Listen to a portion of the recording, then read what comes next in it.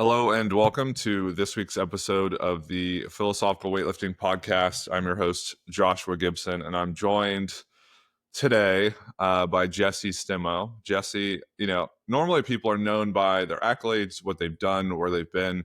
Um, I know you because I love your husband.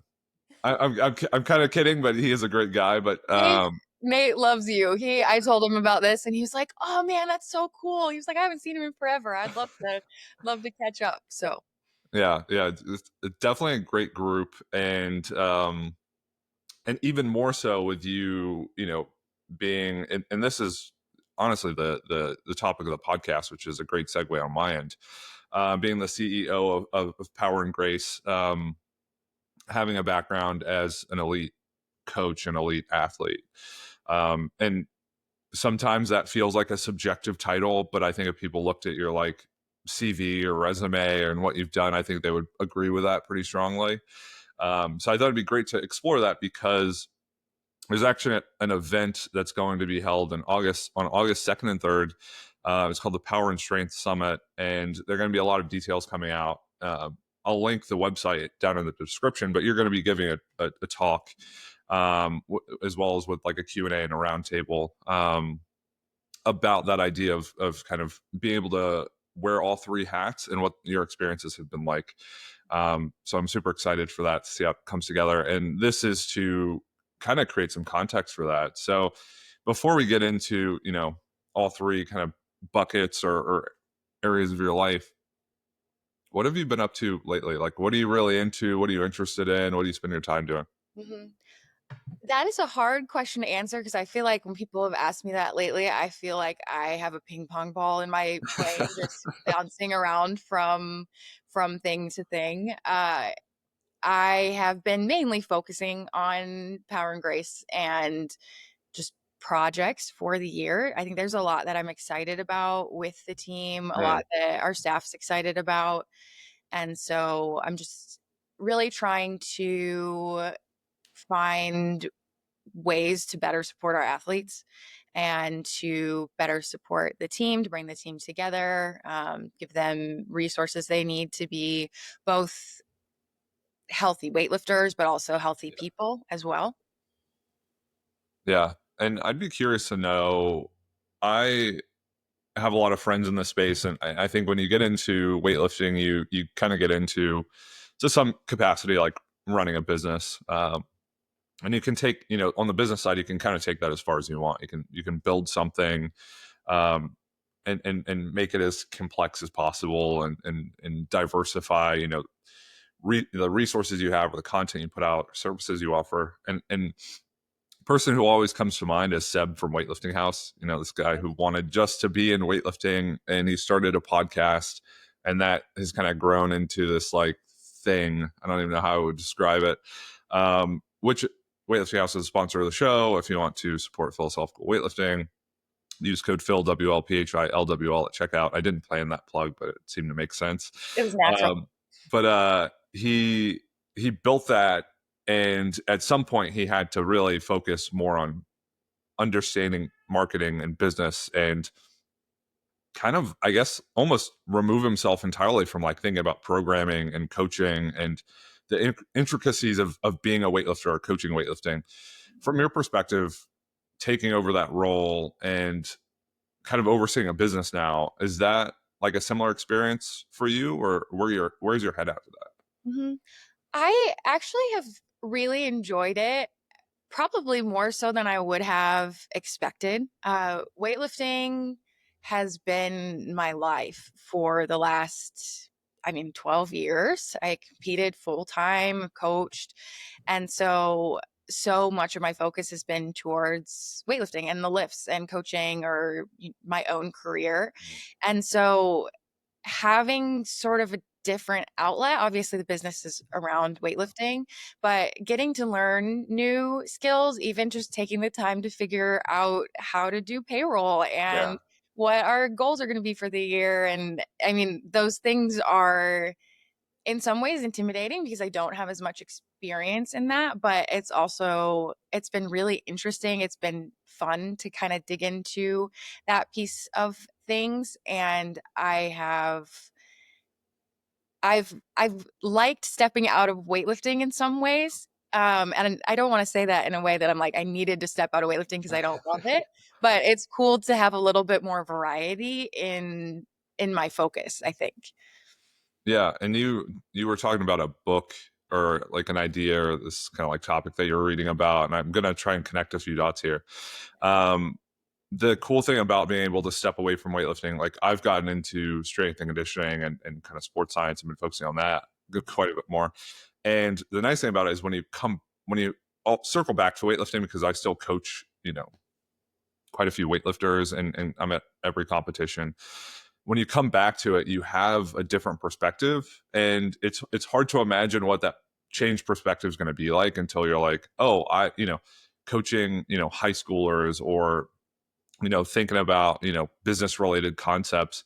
It's like that can actually influence programming to some extent, and I'm not exactly sure how or if it's one to one, but just being able to get your mind in a different place to get like new information, new ideas, and then kind of like bring it back to how you are coaching, we're coaching, or running a business. I think that keeps things fresh, and then it introduces some sort of like novelty, so you're Yeah. not kind of like stuck with the that idea of like what we've done is what we'll always do, and I think kind of have more of like a growth or change mindset. Yeah, definitely. I think it allows you to come up with more creative solutions to your problems. I think especially when you're interacting with people in different ways and asking them different kinds of questions than you would otherwise. It Yeah, it allows you to look at things with a different lens. And so it's been a lot of fun. Yeah, I Like I said, I think I've liked it more than I almost expected to. nice. Yeah, that's awesome. And there are a lot of coaches listening to the podcast who then have this need to understand business too. So I feel like a lot of people can relate to your position. Have you developed like the expertise and the background now to have any advice to people who are maybe newer to starting a coaching business or kind of like working in their own, or they want to take that next step of what they should consider, think about, great resources, just anything that can help them improve their practice? Mhm. I think the first thing I would say is just ask a lot of questions and get a lot of different perspectives. I don't, Nothing pops in my head as like, you need to read this book or check out Mm, this resource, but more so just, I think, use and take advantage of the resources that you have around you. And I think we all have more than we might think just in the people that we interact with and in our communities. Just like we were talking about, like people that you talk with, even if they're not involved in weightlifting, are going to have a different perspective that I think can then apply to weightlifting. While I don't know other well, I do know other business owners in weightlifting, so I've been able to reach out to them as well. But more so, like in my personal life, even if they don't own a weightlifting club, mm, they might have other experience in business that they can then talk me through different problems or mm. talk me through planning, and then they can look at it from a completely different lens. And I feel like that's been really helpful. So I would just say ask so many questions without being afraid of looking stupid. Just be super curious. And I've also been so grateful to have the coaching staff that we do. I mean, it's not just me. Mm. There's like 8 of us. And Wow. so, yeah, so I'm able to give them a call. And I mean, we have been able to spend a lot of time just talking about where do we want Power and Grace to be? Like, who do we want to be? Who do we want to be for our athletes, for the weightlifting community? And so when I'm making decisions, I don't have to be making decisions in a vacuum. I get to Mm. collaborate with the team. And I think that in a lot of ways has taken some of the pressure off of it.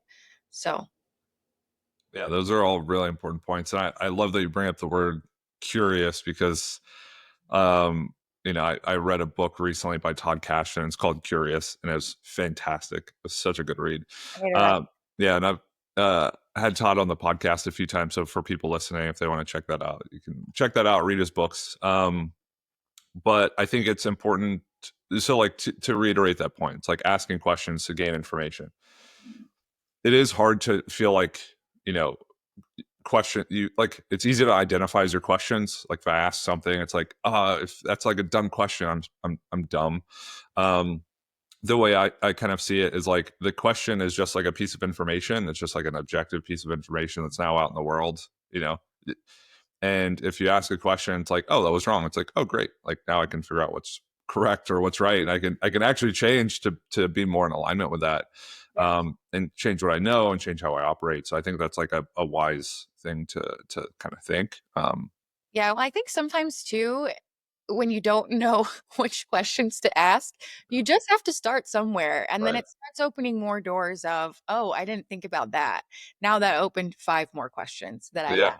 And then those questions open the door for more. And so it's you just have to start somewhere. And then I think it allows you to sort of expand what you know and reach out to different people Yeah. because you ask this question of this person and they're like, "Oh, maybe you should look into this," or "I know this person I can connect you with." And then all of a sudden you have all these questions that you didn't even know you had, that are actually super super beneficial. Yeah. And I think, people would be surprised by how open and um willing people are to be like resources, for providing answers. Like I think about, I'll text Max. It'll be like 11 a.m. I'll be in a coffee shop working on a homework assignment and I'm thinking about like the bench press or something. And I'll just text Max like, hey, do you coach this? Um, and he loves talking training, so he's more than willing to reach out. And I think a lot of the people, in weightlifting, and they're good people. Again, I talk about like humble beginnings. It's not really that, but like it is a really like organic, kind of like homegrown sport. And I think people are really willing to be there for other coaches, developing coaches, athletes, and to share their wisdom around. um, so I'm sure you're gonna have people reaching out after the podcast to you, kind of like Would asking would questions. love to chat with people.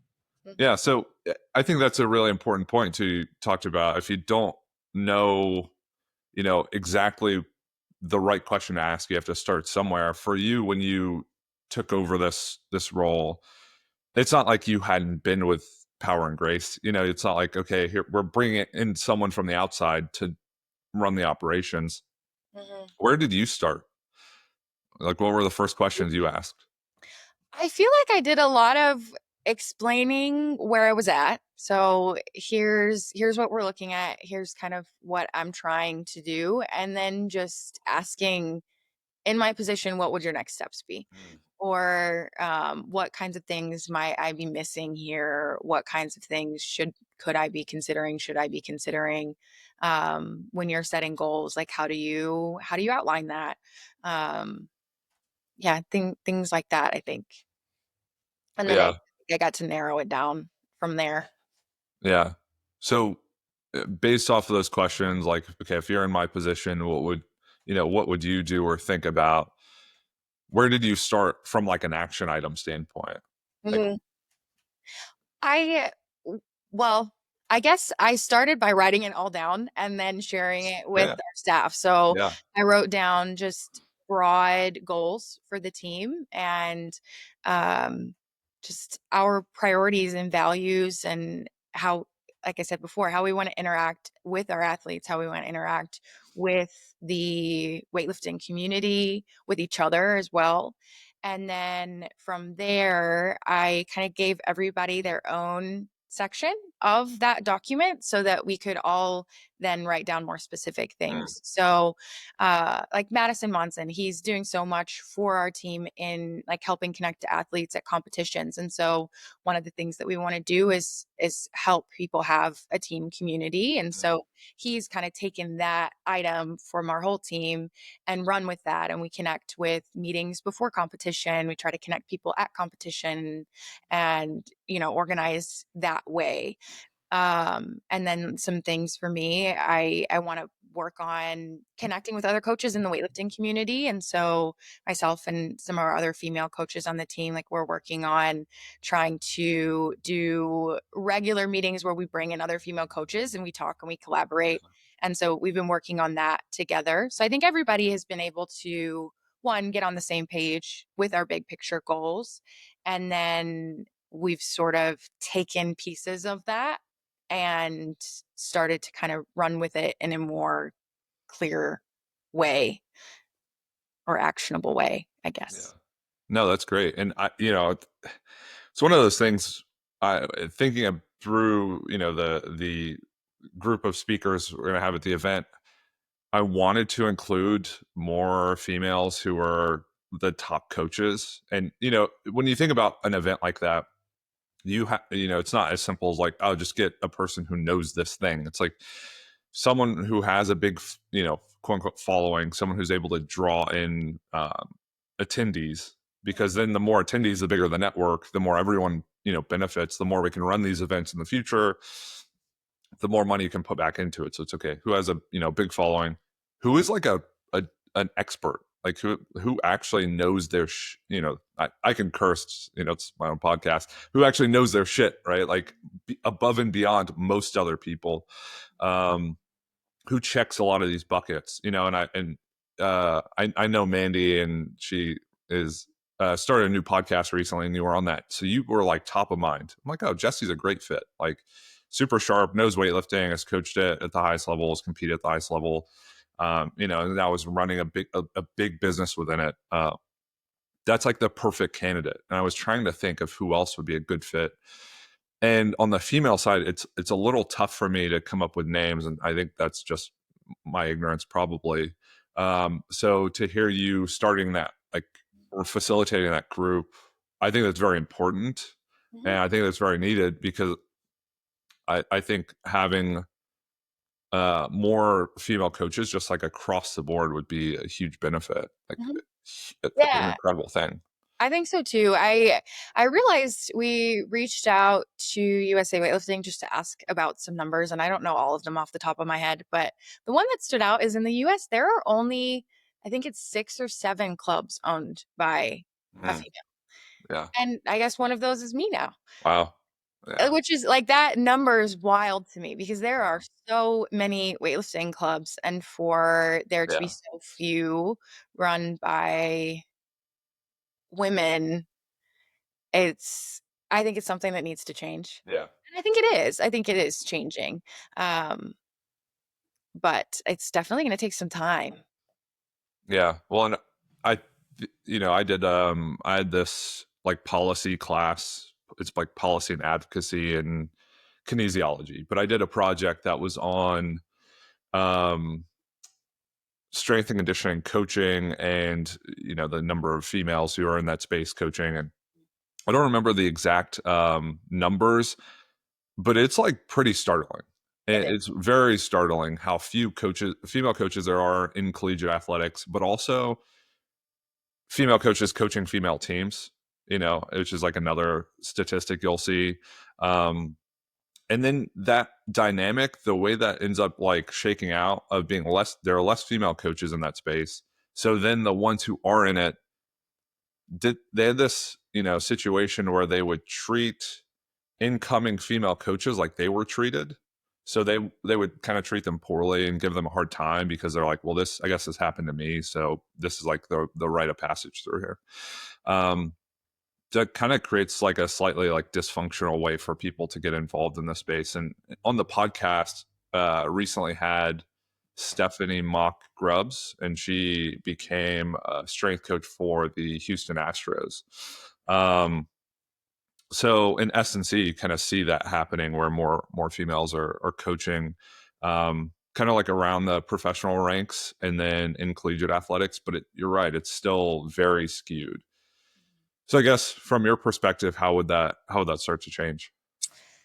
I wish I had a really clear answer for you on that because I'm not exactly sure. I think that representation is huge, and I think the more women that we have that are coaching and growing in that space, the better. I think the collaboration is huge, and I I feel think like so. there's definitely something to what you were saying there before, where okay, women are underrepresented in this space, and I think that that can create this sort of competitive environment where you feel like it's like resources are scarce, Yeah. like there aren't a lot of Yeah. women, and so I want to like protect my spot, and then it creates this environment where women aren't collaborating and growing together, and I think we need to shift out of that Yeah. and share resources and ask each other questions and support each other and grow together within our community rather than like competing, because it's not like there can be only 7 women club owners. There's no rule that's like Yeah. keeping us at some level. And I think we can only benefit from collaborating and working together. Yeah, especially given participation rates among you know, like females and males and I'm sure there are a lot of women in the sport, like a lot. Like, and I don't know what that distribution is, but then if you think of the reason I bring that up is because then if you think about club owners in comparison to people who compete in the sport, it's like, is there a difference in um, what the athlete wants to get out of it?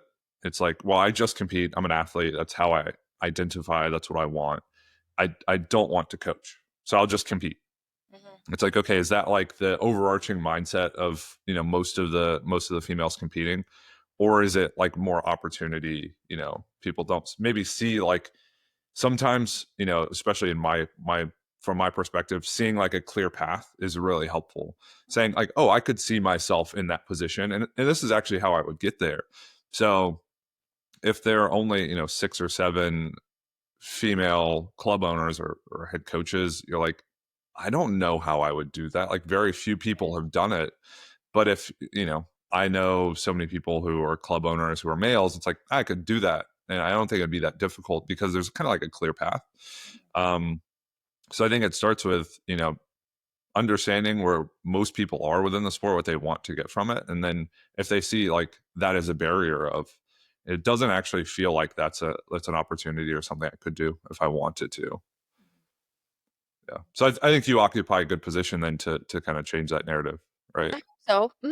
Yeah, I Yeah. hope so. I mean, our coaching staff is actually more women than it is men right now, which I mean, I think is pretty cool. I love obviously all the men on our team as well. Yeah. But it's cool to have support in that. And I mean, our other female coaches, Morgan, Jordan Tingman, or Fielder now. I still call her that because I met her as Tingman.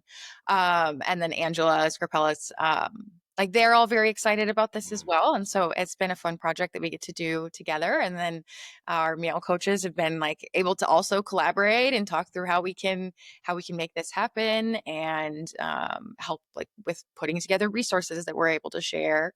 So I think it's been fun for our team to work on and talk through. Not that we have any super clear answers on how to fix things, but we're doing something. So, and I think we're going to keep learning as we go.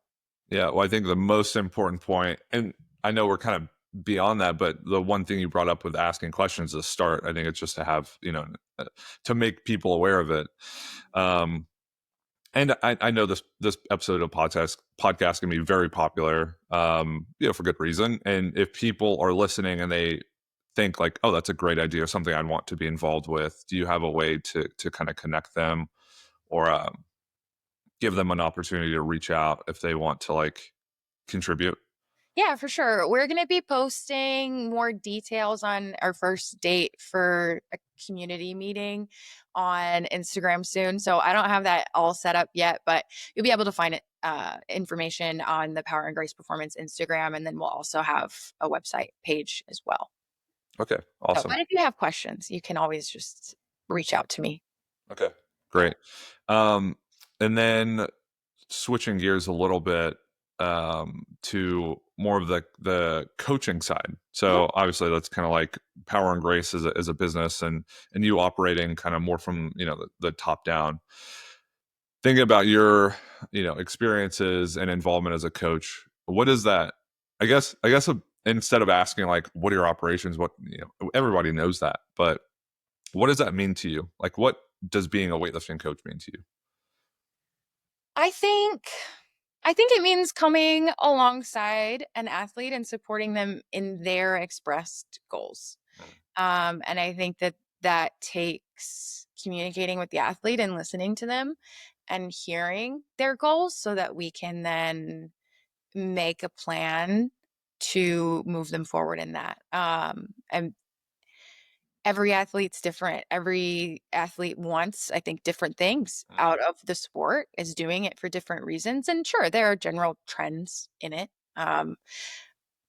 But I think it's important as a coach, I think, to be careful not to treat every athlete like they're trying to go to the Olympics or they're trying to make an international team. Just like it's important not to treat every athlete like it's a hobby. Right. Uh, because, yeah, there's so many different places you could meet in the middle of those two goals. And so, yeah, listening to them, figuring out what they need, and then doing everything you can to provide that as long as it's within our scope.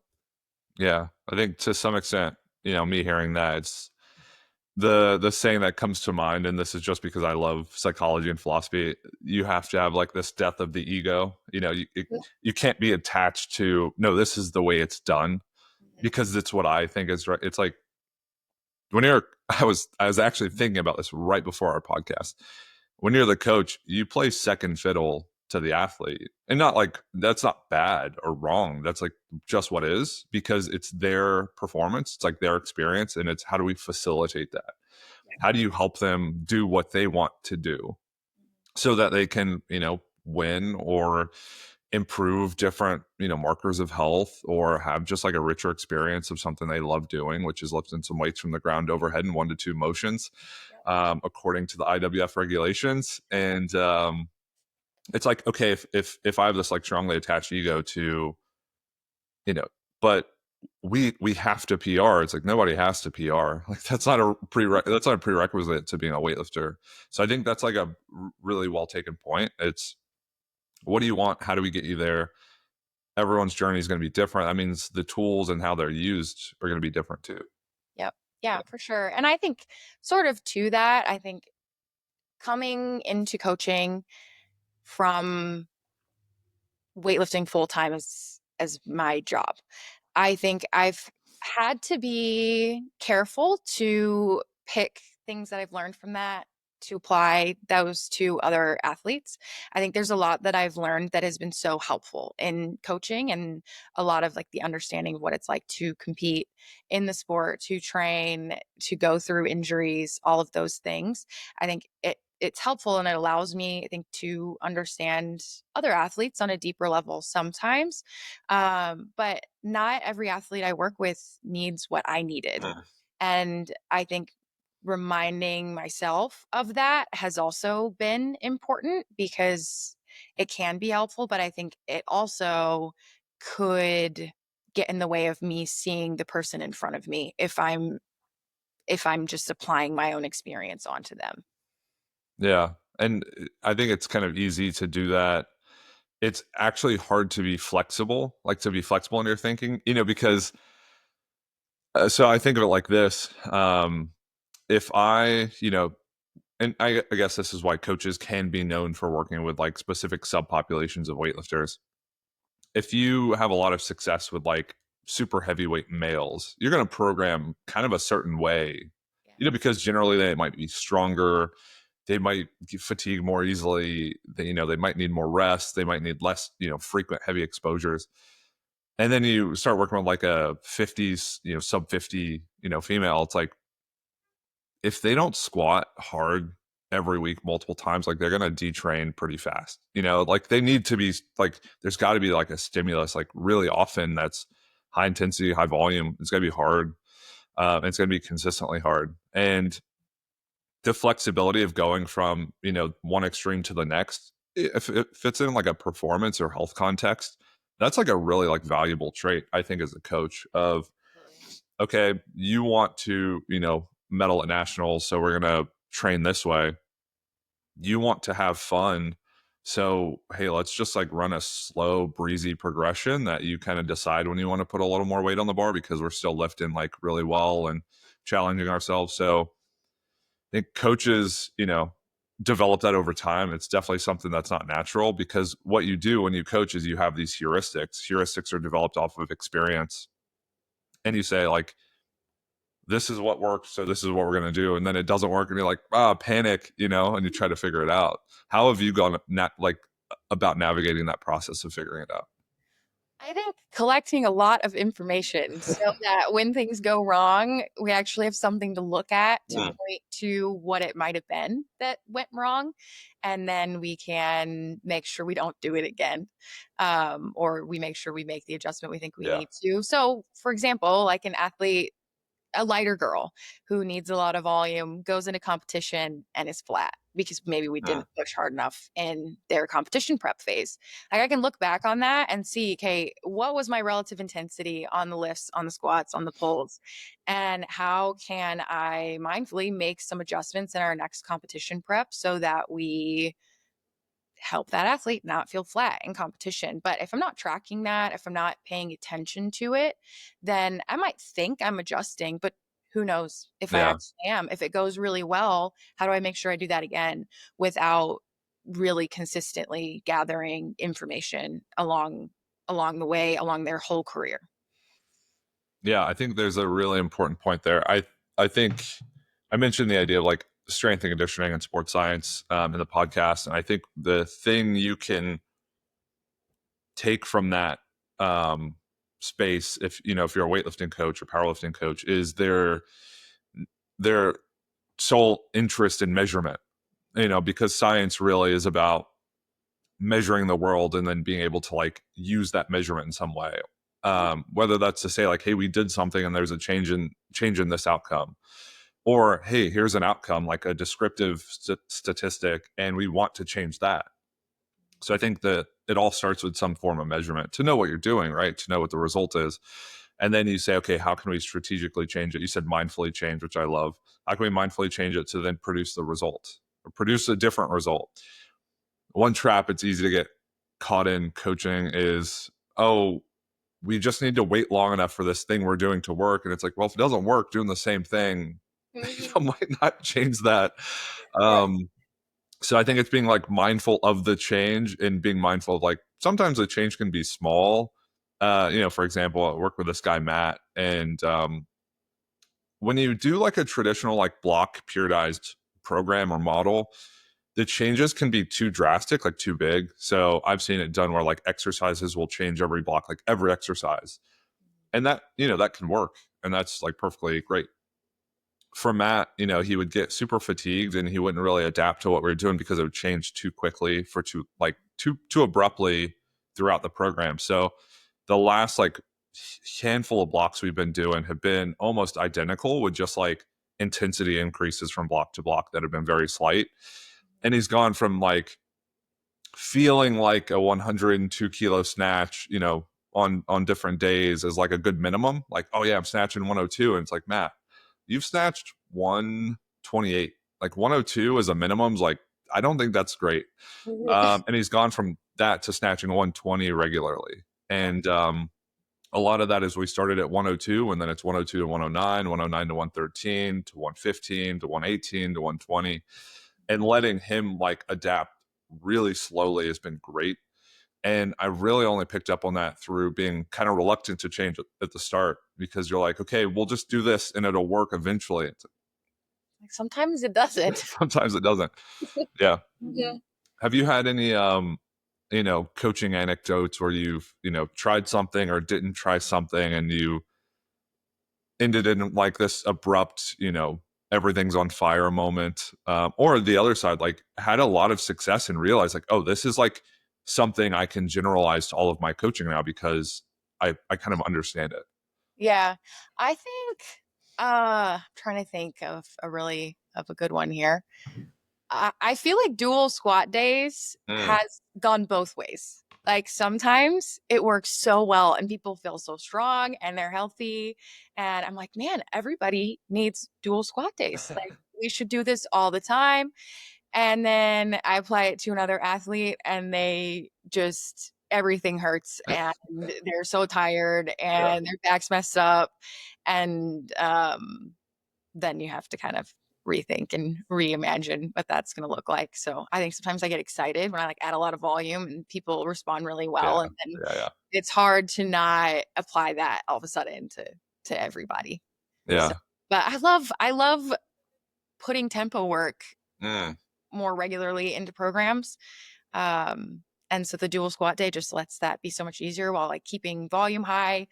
And I like it for myself. So again, slippery slope. Like I yeah. like it. So Yeah. everybody should like it, right?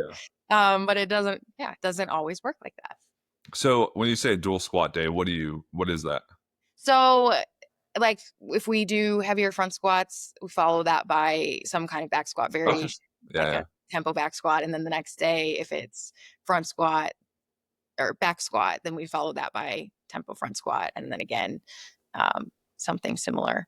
So just a Yeah. lot of extra squats, basically. Yeah. No, and I love that. Like I remember I use that because when you train long enough, you pick up on these little like quirks. Like if I don't do a ton of like front squatting or clean work, my like upper back and rack position just feel weak. Like I can be strong, my legs can be strong, my pull can be strong, but if I'm not like racking heavy weights, it's like man, I feel really kind of soft holding the bar. So I generally most people squat 2 to 3 days a week. That's like that works for most people.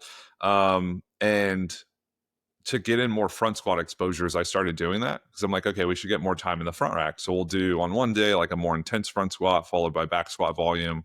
On another day, we'll flip that. And I had a girl, a woman, we did that. And then that was when I got into like, kind of like you mentioned, like pumping more volume into a program. And she hit a 15 kilo squat PR and it went from 110 to 125 at like, she's like 70 kilos, which is like, that's pretty good. And Yeah. I was like, holy shit, this is This awesome. works. This is Yeah. awesome.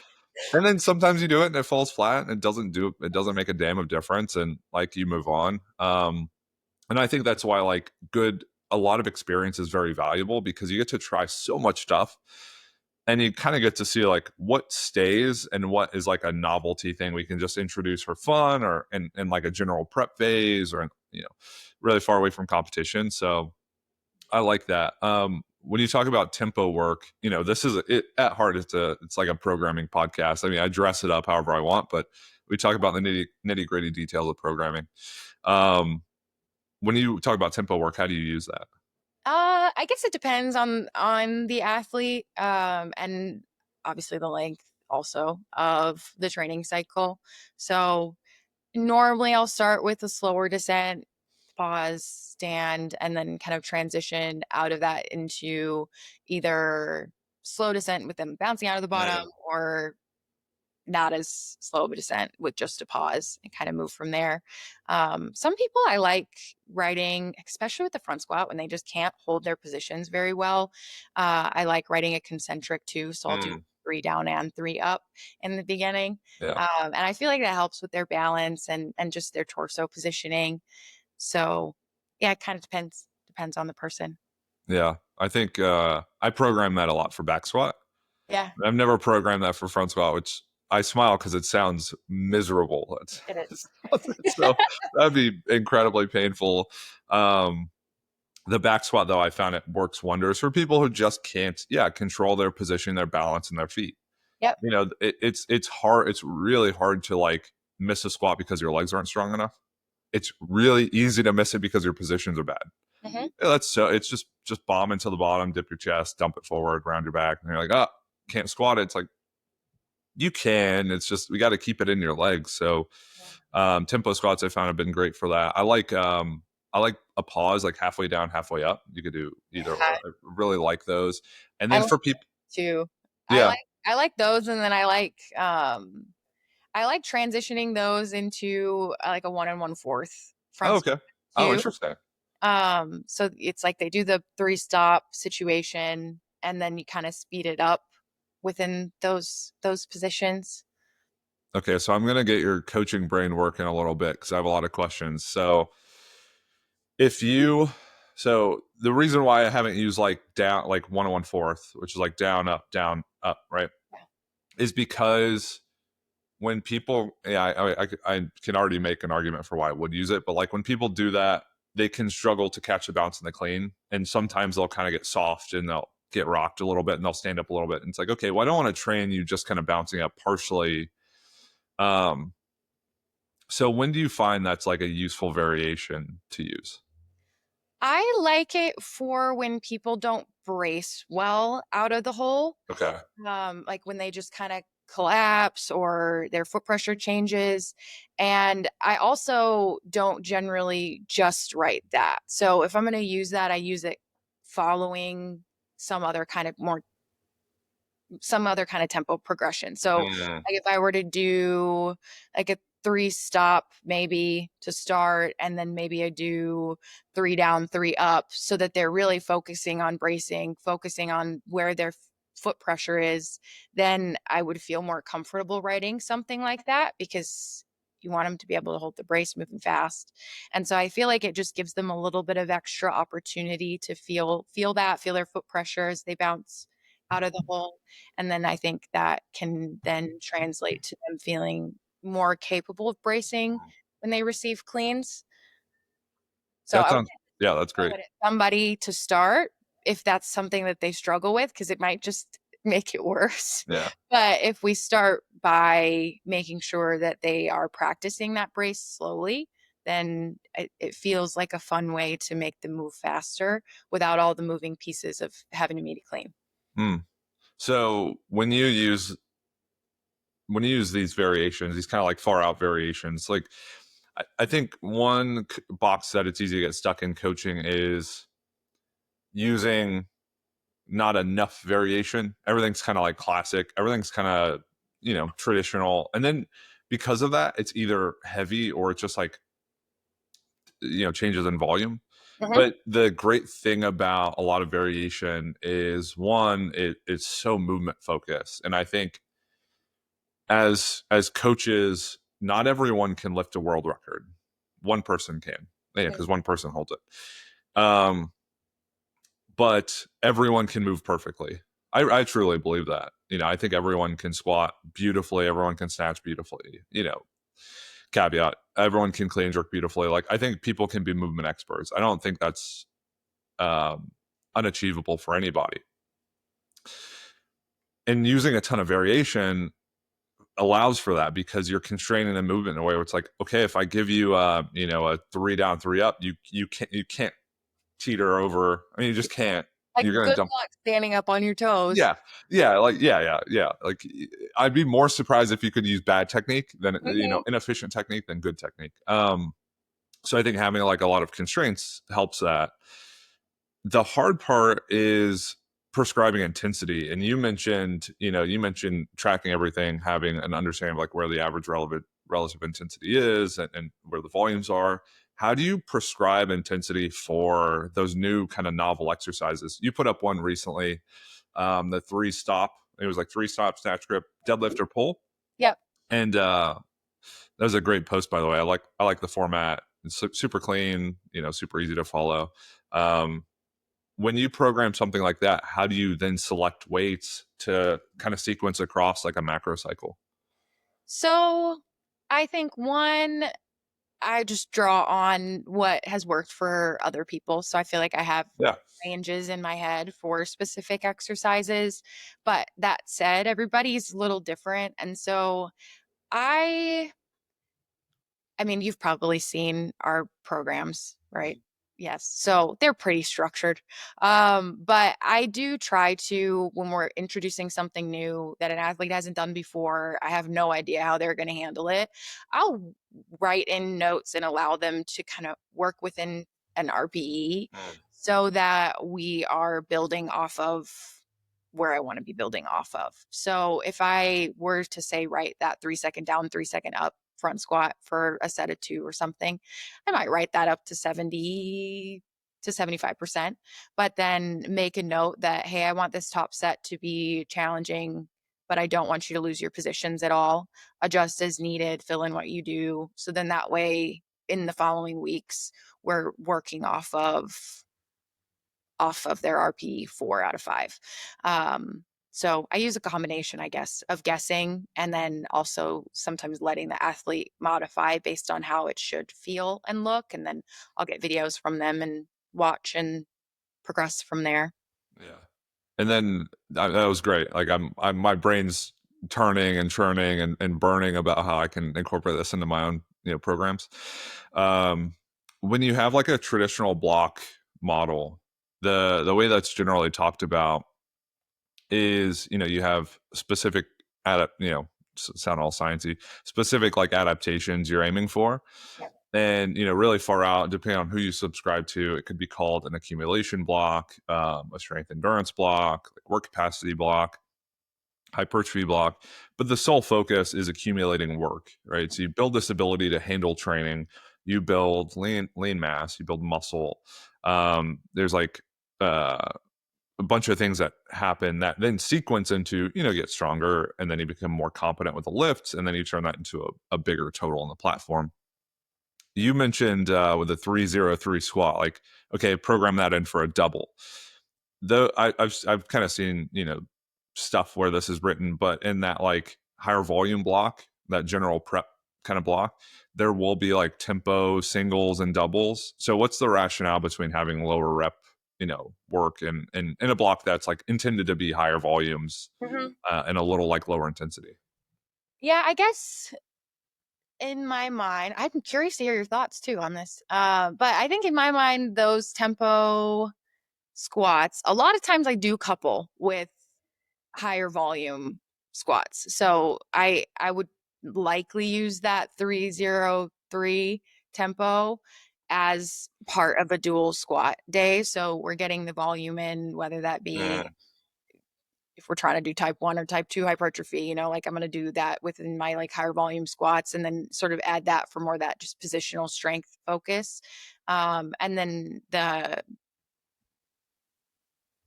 longer the tempo, the more time under tension. Yeah, So yeah, yeah. you can kind of fit it with your goals there. Does that answer your Yeah, question? yeah, yeah, yeah, and I wasn't like looking for anything specific. It's just because I think about this more than probably 99.9% of the people. I started an entire podcast to just rap with people about it.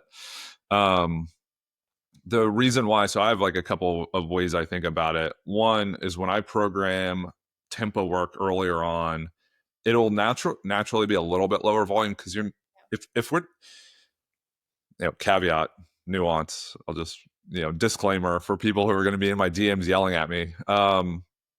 If we do say sets of 10 in the back squat, that is like a minute and a half of being under the bar. So kind of to your point, it's like, okay, if I did a 303 tempo for sets of 5, that's like a minute and a half of being under the bar.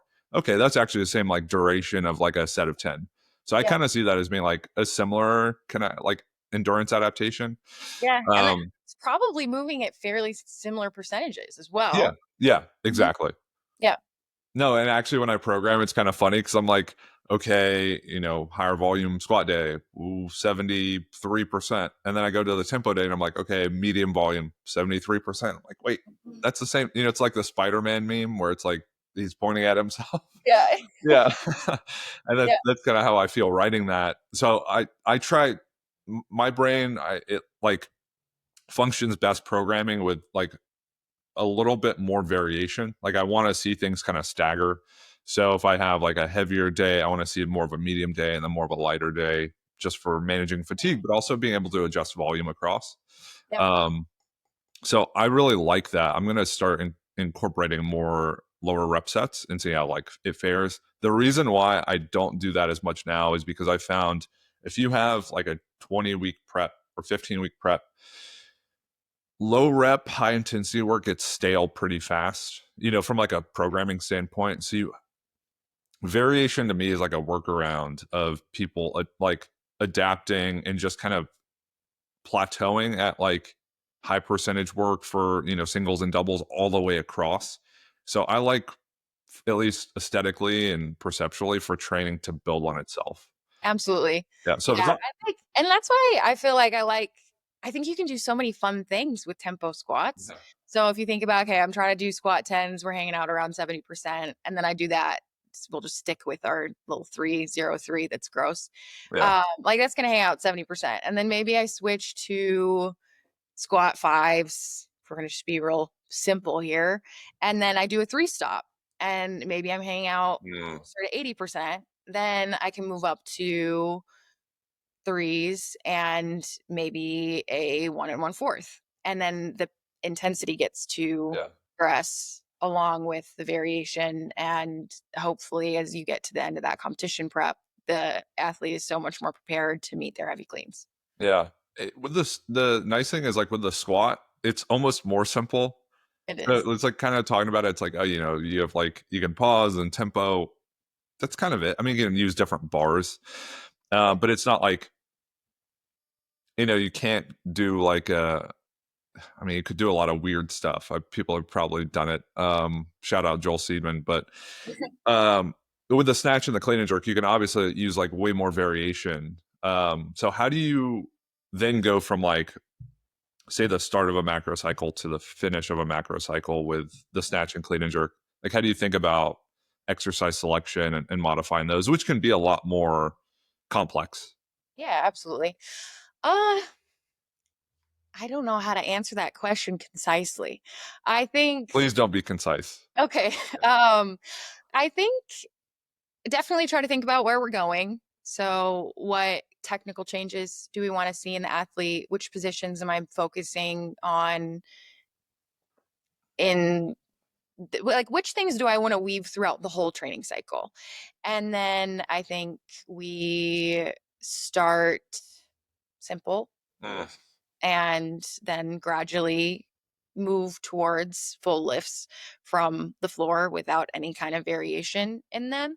I think that with the exercise selection, I really try to pay a lot of attention to my primers and my pulls as well, so that they are setting us up to move through the training blocks easier and also throughout the week easier. So, for example, say I want to do a pause at knee snatch on a Friday session.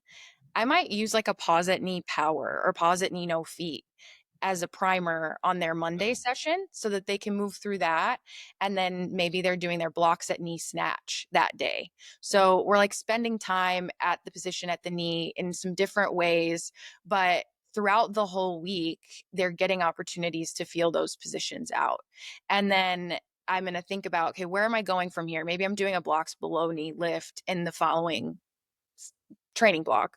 And then maybe I'm going to write a pull that has a block below knee in the first block so that when then they go to move off the blocks below the knee in the second block, they're not just like, I have no idea what I'm doing here. Yeah. They've moved from those positions already. They feel a little bit more confident.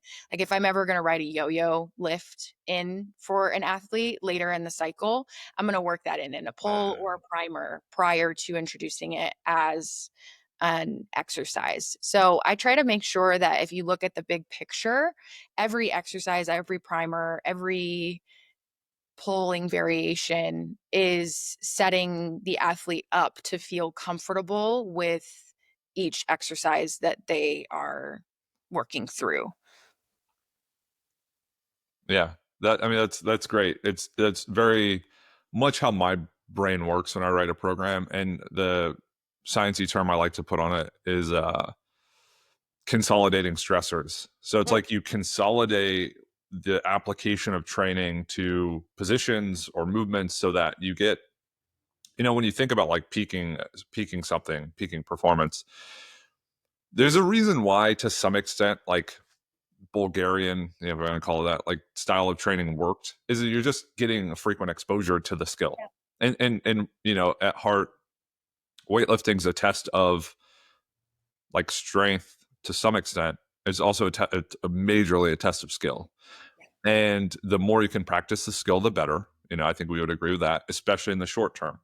So if you have, like a pause at knee snatch, and that's a very important exercise to develop, you want to get as many exposures as you can while you're doing that. But if you do the same thing, it's just going to kind of be flat because the loading's going to have to change. And then you have this weird program where it's like, we do 70% triples, pause at knee, and then we do 80%, doubles at pause at knee. It's like, that's a weird program to write. if you pause the knee 5 times a week. Athletes going to get so bored out of That's their, exactly. like, our sport is already kind of boring. And so I feel like as a coach, you kind of have to be careful not to make the program even more boring than it could be.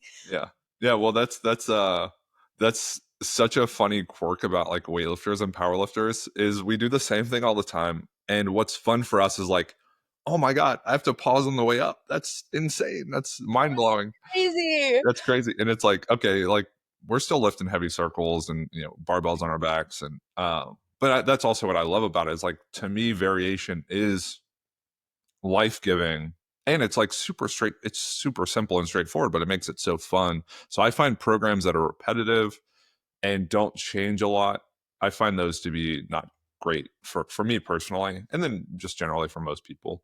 Yeah. Um, Yeah. And so keep yeah, with the same exercise. You then have to be very creative about the way that you're writing those days, which can be fun as well. Like use some clusters yeah, with the lift and keep it interesting that way. Add an EMOM, do some crazy waves. Make it yeah. a little less boring. Well, and I think we probably program, differently from someone like, shout out and rest in peace to Glenn Pindlay, who, he coached long enough and his approach was like, we'll kind of do, the Texas method and just repeat that. And you'll get strong eventually. And you just have to work consistently. And my whole thing is like, let's enjoy training as much as we can and get strong along the way. Yeah, I agree. Um, so the last question I have that be programming related, and then we can kind of wrap up. I realize, ended up deep diving on this program segment, which I think a lot of people will actually appreciate and um, reach out to both of us about, and specifically Carl Penny from Palm Beach Weightlifting. Whenever I have a podcast about programming, he reaches out and thanks me for it and wants to know more. So people are really appreciative. Um, when you program intensities, so say you have a general block, which I think is probably one of the more difficult ones to program for because it's high volume, it's high variation, and you're trying to say, okay, then how hard are we going to train knowing that? How do you think about prescribing intensities across like a more general block of training with a lot of variation and a lot of volume? I think, well, it's tricky because I think to some degree it is exercise dependent. So if you think about pulls, like if I'm writing an RDL Mm, versus a trap bar deadlift, like my intensities are going to be wildly different. yeah. And I mean, similar even with the lifts, like you give an athlete a hip snatch versus a hang snatch, which you could probably write both in that first block and it be productive depending on the athlete's goals. But the intensities are going to be very different. So I usually start with exercise selection. And then truly, like I will work through the week and write in intensities for each complex or um, pull variation that I either know that the athlete will respond well to because we've worked together for a long time or think they will. And then I'll take a look at, okay, where did I land with my relative intensity for the lifts, the squats, the pulls? I'm going to look back on previous training cycles, make sure that that's in line with what has worked in the past. And then from there, I'll set my goals on how I want to undulate the intensity through the training block. So a lot of times I feel like that first week of establishing where we're starting with intensity is based more so around the complexes that we're using, the exercises, and how the athlete generally responds to those. And then from there, I'm going to set clearer goals for the following weeks. Yeah, it's almost like it builds upon itself, right? Yeah. Like if you establish a good baseline, Mhm. then okay, then you know what a range is. If you don't know what a baseline is, like a range could be very, It'd very be hard to. Yeah, Yeah, because I could say I think usually maybe we're going to start around 70% with the lifts, which I think is probably, if I were to look over all of my programs, there's probably not a ton of variation in a 12-week training Mhm. cycle with what we're starting with. Um, but if I set that goal all the time, I might write some kind of stupid stuff with Yeah, the exercises if I'm writing different exercises in one training cycle versus another. And so I want to leave some flexibility there without obviously moving too far out of what the norm is or what has worked for that athlete in the past. Yeah. This has happened less frequently the last few months, maybe a few years, but like I'm really excited to write a program. Like I can't wait to like write some training. Yeah, sometimes I get such in like a funk of just doing it consistently and not getting like, having these conversations that really kind of enliven it.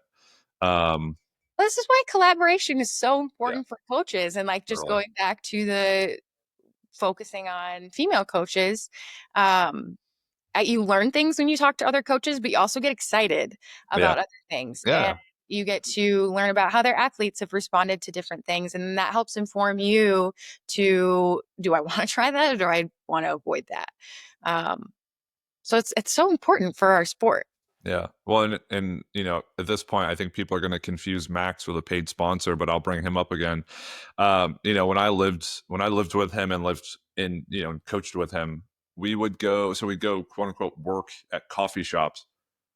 Really, it's a reason for us to drink coffee and talk programming for 3 hours and then be like, oh my God, I didn't do anything. And it's like Groundhog's Day. It's like, oh, on Monday I went to a coffee shop, didn't do anything for 3 hours. On Tuesday, on Wednesday, it's like, okay, I think we should probably work a little bit and then talk. But what that did is it made training exciting. You generate new ideas, you have new approaches, and I think that's really important, for keeping that kind of like fire burning for people who do this for a really long time, so they don't get, um it's kind of like tired of it or don't see ways of like, developing further or making it more interesting or complex. And hearing what you're doing, and this is why I can't wait to, hear you present on it a little more formally, is, moving from athlete to coach to business owner, or running the business or being the CEO, however you want to call it. Um, you kind of see this like life cycle, and you can get a good glimpse of like what the sport has to offer more broadly and all the opportunities that are available within it. um, Now people have to wait until August for that. So if they want, if they want to buy a ticket, we're also going to have talks about power development and strength development, plyometric progressions. Actually, Mike Young, it coaches at Athletic Lab. He's got a PhD in like, I don't know, biomechanics or something insane, and has worked in track and field for a long time. He actually works in professional soccer too with women's professional team. I think it's the NC Courage. But he's going to talk about how he uses plyometrics in training. And I think that's like a place where people probably feel very uncomfortable, Mhm. especially in weightlifting, as how do we do jumping, bounding, and those like really helpful movements that are more velocity focused, more like stretch shortening cycle focused. So he'll talk about that, and then sports psych expert, and kind of runs the gamut. So I'm really excited for it. If people want to keep up with you, before the event, where can they follow you? Where can they check you out? And where can they contact you if they have questions or want to consult over any of this? Mhm. Instagram is the only social media that I really use. So Jessie Stemo on Instagram, and then Power and Grace Performance on Instagram as well. So you can reach out to me there, or my email is easy. It's Jessie at powerandgraceperformance.com. So if people want to reach out to me there, they're welcome to as well. Yeah, and I feel like if people are interested, I don't get a ton of feedback. I look at all the analytics for the podcast. If people are interested in you coming back on to talk training, because I feel like it was fun to kind of rap about programming. If people want to listen to that, just reach out, shoot me a DM, text me, WhatsApp, you know. And if you're feeling really good about it, just cash at me, and I'll take that as a sign that you want Jessie to come back on the podcast to talk Yeah, it'll programming. be for some really good coffee for us to drink while we're talking about programming. That is key. That is Yep. key. Um, Let me know. I'll make sure to have her back on, and we can chat training, up to the lead up to the event, and everyone can benefit from it. If you want to keep up with what I'm doing, you can follow me on Instagram. Similarly to Jessie, that's the only place I actually do any social media stuff, at Josh underscore Phil WL. It's PHILWL. Philosophical weightlifting everywhere else. Be sure to check out the powerandstrengthsummit.com for all information related to the event. And we will catch you all next time on another episode of the Philosophical Weightlifting Podcast.